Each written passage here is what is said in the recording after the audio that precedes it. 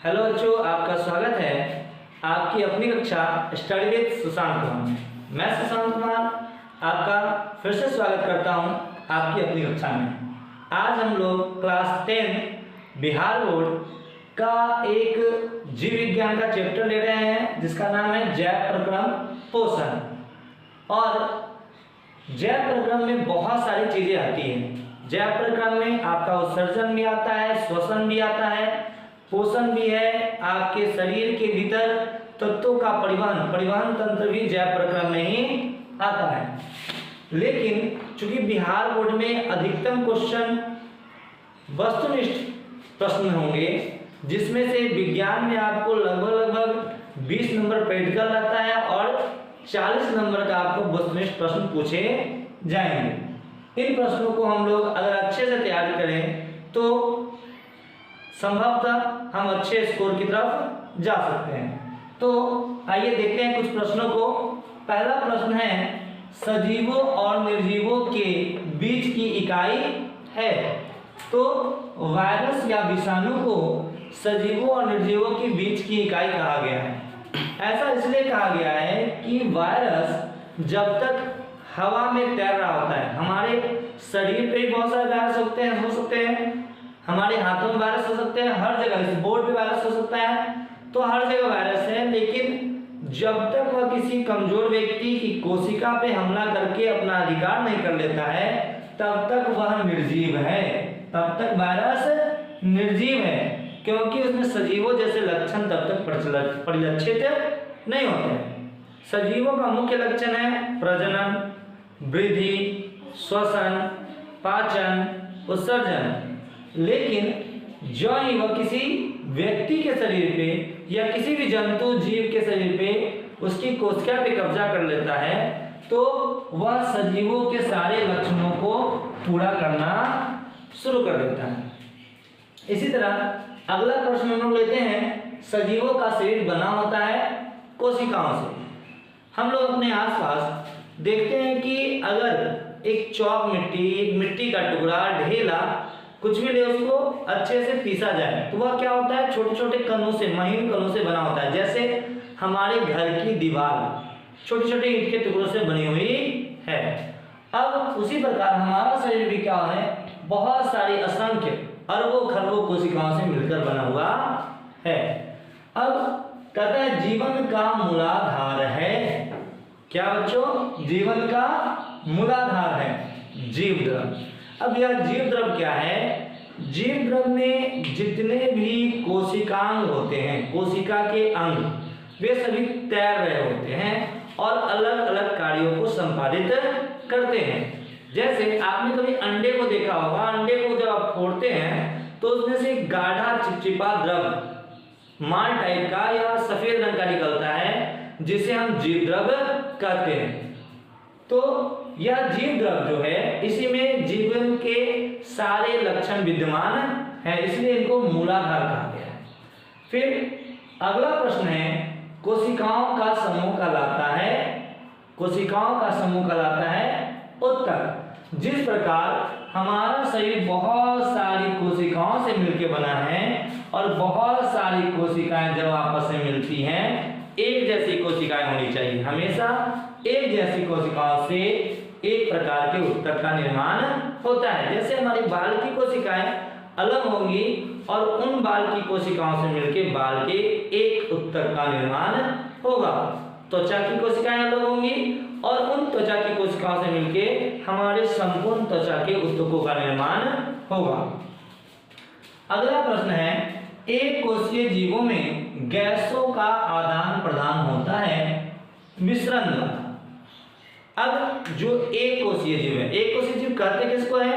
वैसे सारे जीव जिनका शरीर सिर्फ एकमात्र कोशिका से बना होता है, वह एक कोशीय जीव कहलाते हैं। जैसे बहुत सारे जीव हम ले सकते हैं, अमीबा, यूग्लिना, पैरामेशियम, ये सब छोटे छोटे एक कोशीय जीव हैं और इनमें अलग अलग काम करने के लिए अलग अलग अंग नहीं होते। जैसे हमारे लिए हाथ है, पैर है, नाक है, श्वास लेने के लिए, हर चीज, मुंह है भोजन करने के लिए, लेकिन इनमें अलग अलग अंग नहीं होते हैं। तो ये अपने शरीर के बाहरी झिल्ली जो है उनकी मदद से विसरण द्वारा गैसों का, श्वसन गैसों का आदान प्रदान करते हैं।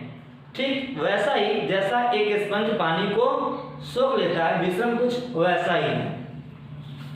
बहुकोशीय जीव में गैसों का आदान प्रदान होता है परिवहन द्वारा। ये था एक कोशीय, ये है बहुकोशीय। अब बहुकोशीय जीव हम लोग क्या है, बहुकोशीय है, असंख्य अरबों खरबों कोशिकाओं से मिलकर बने हैं। मेढक, चूहा, घोड़ा, हाथी सब बहुकोशीय जीव है। तो इनका शरीर जो है वह बना होता है उत्तकों और कोशिकाओं से, लेकिन इनमें क्या है, परिवहन के लिए अलग तंत्र विकसित है। जैसे हम श्वास अगर लेते हैं तो श्वास नाक के द्वारा, हमारे नासिका के द्वारा हमें श्वास नली में, श्वास नली से फेफड़ों में, फेफड़ों से अन्य भागों में पहुंचता है, और इसके लिए एक तंत्र विकसित है जिसको हम परिवहन तंत्र कहते हैं। अगला प्रश्न है बच्चों, अपशिष्ट पदार्थों का शरीर से निष्कासन। अब हम लोगों ने जो चीज लिया, हमने भोजन किया, हमने श्वास लिया, हमने पानी पिया, जो भी चीज लेते हैं तो सारी चीजें ऐसे नहीं है कि उनमें पोषक तत्व विद्यमान है। कुछ ऐसे भी पदार्थ हो सकते हैं जिनमें पोषक तत्व नहीं होते हैं, वह हमारे शरीर के लिए हानिकारक है। जब हमारे शरीर में जमा होते हैं तो कुछ न कुछ व्याधि या बाधा उत्पन्न करते हैं, तो उनका शरीर से निष्कासन, निकालना उत्सर्जन कहलाता है। जैसे शरीर से पसीने का निकलना। अगला प्रश्न है, सभी हरे पौधे, सभी हरे पौधे स्वपोषी कहलाते हैं। स्वपोषी उन जीवों को कहा गया है जो अपना पोषण खुद कर लेते हैं, उनको किसी अन्य जीव पर निर्भर नहीं रहना पड़ता। सभी हरे पौधे प्रकाश संश्लेषण की क्रिया द्वारा अपना भोजन वातावरण में उपस्थित अन्य पदार्थों से आसानी से तैयार करते हैं, इसलिए इनको स्वपोषी कहा गया है। पोषण की दो विधियां होती है, एक होती है परपोषण और दूसरा स्वपोषण। तो चूंकि सभी पौधे स्वपोषण विधि से पोषण करते हैं, इसलिए इनको स्वपोषी कहा गया है। अगला है, पत्तियों में पाए जाने वाले हरे रंग के वर्णों को कहते हैं, क्या कहते हैं, पर्णहरित, या उसका इंग्लिश नाम है क्लोरोफिल। अब यह क्या है, यह वह वर्णक है जिसके कारण पत्तियों का रंग हरा होता है। अगर यह वर्णक ना हो तो पत्तियों का रंग हरा नहीं होगा। अगला प्रश्न है, मृत जीवी को कहते हैं। अब यहाँ मृत जीवी क्या है, तो परपोषण, पोषण की दो विधियां, स्वपोषण और परपोषण। पोषण की दो विधियां, स्वपोषण और परपोषण। अब परपोषण की तीन विधियां, परपोषण की तीन विधियां, एक को कहते हैं हम लोग फर्स्ट नंबर प्राणी संपोषण, फर्स्ट नंबर प्राणी संपोषण, सेकेंड नंबर मृतजीवी पोषण और थर्ड नंबर परजीवी पोषण। यह तीन प्रकार की पोषण की विधियां होती हैं। तो उनमें से कुछ जीव ऐसे हैं जो मृत जीवी होते हैं, यानी मरे हुए जीवों पर निर्भर रहकर अपना जीवन यापन करते हैं, जिनको अपघटक, चूंकि यह मरे हुए जीवों को क्या करते हैं, वापस मिट्टी में मिलाने का काम करते हैं, उनको छोटे छोटे टुकड़ों में तोड़ देते हैं, इसलिए इनका नाम पड़ा अपघटक या सैप्रोफाइट्स, अपघटक या सैप्रोफाइट्स। अगला प्रश्न हम लेते हैं, प्रमुख मृतजीवी। अब मृतजीवी तो हैं, लेकिन इनमें प्रमुख कौन कौन है, तो प्रमुख मृतजीवी है कवक, बैक्टीरिया, प्रोटोजोआ, इसी तरह के अन्य सूक्ष्म जीव प्रमुख मृतजीवी कहलाते हैं। फिर अगला प्रश्न है, एक मृतजीवी पौधा है। अब पौधा भी क्या मृतजीवी हो सकता है? हाँ बेशक, पौधे भी मृतजीवी होते हैं, जैसे गोबर छत्ता। गोबर छत्ता को हम लोग लोकल नेम आजकल बहुतायत मशरूम के नाम से जानते हैं। गांव में गोबर के ऊपर लकड़ियों के कुंद, सने हुए कुंदों के ऊपर यह आसानी से आपको छत्ते में आकार का मिल जाता है, जिसको गोबर छत्ता, कुकुरमुत्ता या मशरूम भी कहते हैं। अगला है सूर्य के प्रकाश को अवशोषित करने की क्षमता होती है। अब यह जो हमने पढ़ा पर्णहरित या क्लोरोफिल, जिसके कारण पत्तियों का रंग हरा होता है। पर्णहरित या क्लोरोफिल जिसके कारण पत्तियों का रंग हरा होता है। उसके अलावा यह एक ऐसा तत्व या कण है जो सूर्य की रोशनी को अपनी तरफ खींचता है और उसमें सोख लेता है। जैसे हमारा सोलर प्लेट सूरज की रोशनी को सोखकर हमें ऊर्जा प्रदान करता है या पौधों को गर्मी और ऊर्जा प्रदान करता है। नेक्स्ट प्रश्न, प्रकाश संश्लेषण में भाग लेने वाले तत्व हैं। तो प्रकाश संश्लेषण में मुख्यतः जो तत्व भाग लेते हैं, प्रकाश संश्लेषण हमेशा सूर्य की प्रकाश की उपस्थिति में होता है। इनको ऑब्जर्व या सोखने का काम करता है क्लोरोफिल। CO2 इसके लिए बहुत जरूरी है और जल के द्वारा यह अन्य खनिज लवणों को प्राप्त करता है। नेक्स्ट प्रश्न को लेते हैं, प्रकाश संश्लेषण के फलस्वरूप बनने वाले उत्पाद हैं।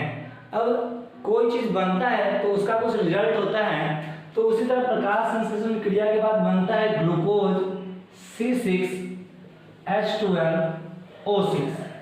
उसके बाद मुक्त होती है ऑक्सीजन गैस और जल वाष्प। चूंकि ऑक्सीजन के हमेशा 2 परमाणु एक साथ रहते हैं, इसलिए इसको O2 ऑक्सीजन का एक अणु काउंट करते हैं। फिर पहले भी हम चर्चा कर चुके हैं कि पर्णहरित क्या है? वह अंग है जो सूरज की रोशनी को ऑब्जर्व करता है और यह हरे रंग का होता है।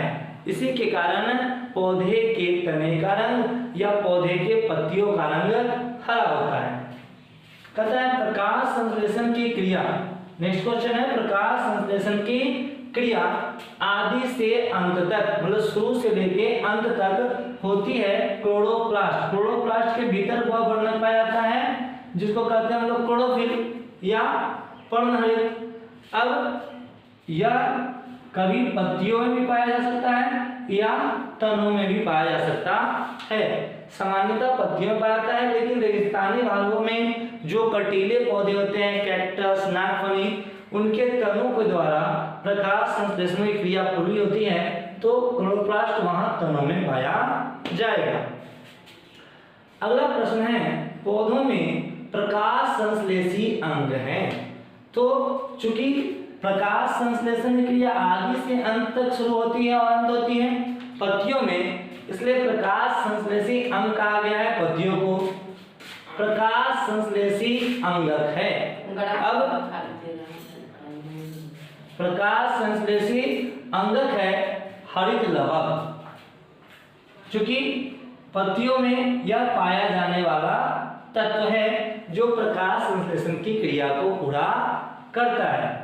पत्तियों के बाह्य त्वचा, जैसे हमारी ऊपरी त्वचा है, तो पत्तियों की बाहरी, अगर पत्ती को हम छीलेंगे तो ऊपर एक छिलके टाइप का महसूस होगा जिसको एपिडर्मिस कहते हैं। वहां हमारे रोमकूप के माध्यम जैसे हमारी त्वचा में छोटे छोटे छिद्र हैं, वहां भी छोटे छोटे छिद्र होते हैं जिनको रंध्र कहते हैं, और इन रंध्रों को हम लोग स्टोमाटा कह सकते हैं। कहता है स्टोमाटा का नियंत्रण। अब स्टोमाटा का काम क्या है? तो पत्तियों में जब विसरण के द्वारा जल जड़ों के माध्यम से ऊपर पहुंचता है तो वो क्या करते हैं, स्टोमाटा जल के कारण फूल जाता है और उससे CO2 जो ही फूलता है तो गार्ड सेल्स द्वार कोशिकाएं खुल जाती हैं और कार्बन डाइऑक्साइड भीतर की ओर प्रवेश करता है और ऑक्सीजन बाहर की ओर निकल जाता है। तो उनका नियंत्रण जो होता है गार्ड सेल्स, या गार्ड सेल्स को हिंदी में कहते हैं द्वार कोशिकाओं के द्वारा होता है। प्रकाश संश्लेषण के 2 चरण हैं। एक चरण प्रकाशित यानी सूर्य की प्रकाश की उपस्थिति में होगा, दूसरा चरण अप्रकाशित यानी उसके लिए सूर्य की प्रकाश की उपस्थिति का होना न होना दोनों बराबर है। प्रथम चरण जो है जिसे प्रकाशित चरण कहते हैं, इसमें मुख्यतः जो जल है उसका विघटन या अपघटन होता है, जबकि दूसरे चरण में CO2, इसके लिए प्रकाश का होना न होना कोई आवश्यक नहीं है, इसमें CO2 का अपचयन होता है। नेक्स्ट क्वेश्चन है, एक सरल प्राणी समपोषी जीव है। अब हम पौधों को छोड़ के जीव जंतुओं की तरफ आते हैं। तो एक सरल प्राणी समपोषी मतलब वैसा जीव जो किसी दूसरे प्राणी की सहायता पर जीवन यापन करता है, उसे हम प्राणी समपोषी जीव कहते हैं। इनमें मुख्यतः आते हैं अमीबा, पैरामीशियम, इसी तरह के अन्य जीव। अमीबा एक कोषीय है, प्राणी समपोषी है, मृदुजलीय मतलब मीठे जल में पाए जाने वाला जीव है। उसी तरह पैरामीशियम भी एक मृदुजलीय जीव है, यह भी एक कोषीय जीव है। अमीबा का कोई आकार निश्चित नहीं होता। अमीबा का कोई आकार निश्चित नहीं होता। ये क्वेश्चन अक्सर पूछा भी जाता है। एक अनिश्चित आकार का जीव है अमीबा, जबकि पैरामीशियम का आकार निश्चित होता है। अमीबा में गति तथा भोजन का ग्रहण होता है कूटपाद। अब अमीबा अगर देखें तो यह किसी भी आकार का हो सकता है। इसमें गति करने के लिए यह अपने अंगों को बढ़ाता जाता है। अगर इसको भोजन ग्रहण करना होता है तो छोटे छोटे किसी दूसरे जीव के कण या डायटम या कोई, मुख्यतः अमीबा का भोजन है छोटे एककोषीय जीव, डायटम या कुछ अन्य जीव। तो जो ही आता है तो यह अपने प्रचलन अंग कूटपाद को बढ़ाता है और उसको घेरता जाता है और उसको भीतर की ओर ले लेता है। इस प्रकार जो ही वह जीव अमीबा के भीतर आ जाता है, यहाँ भोजन रसधानी का निर्माण करता है वह और उसको पाचन के लिए ले जाता है। अगला है अमीबा में भोजन का पाचन होता है। मैंने बताया अमीबा में भोजन का पाचन, जहां पे वह जीव जाएगा उसका भोजन जाएगा, वहीं पे भोजन रसधानी का निर्माण होगा और उस जीव का पाचन हो जाएगा। पैरामीशियम में प्रचलन अंग है। पैरामीशियम में क्या होते हैं, छोटे छोटे रोम होते हैं, छोटे छोटे रोम होते हैं और उन रोमों के माध्यम से एक जीव को दूसरे जीव को किसी चीज को पकड़ के वह प्रचलन करता है, जिसको सीलिया कहते हैं। अगला क्वेश्चन है पैरामीशियम में भोजन के अंतर्ग्रहण के लिए कोशिका मुख बना होता है, जिसके द्वारा वह कोशिका मुख द्वारा पानी को अंदर लेता है। उसमें जो जीव होते हैं या जो कण होते हैं उनको भोजन के स्वरूप लेता है और फिर उसको बाहर निकाल देता है। अगर आज के लिए बस 30 क्वेश्चन हम रोज नित्य अलग अलग विषयों के 30 एक अंक स्तरीय प्रश्नों को सरल करेंगे और इन प्रश्नों के आधार पर हम अपने परीक्षा की तैयारी को ज्यादा उत्तम बनाएंगे। तो अगर आपको आगे के 30 प्रश्नों को जानना है और समझना है तो मेरे चैनल को लाइक करें, शेयर करें, सब्सक्राइब करें और अपने मित्रों को भी जरूर बताएं।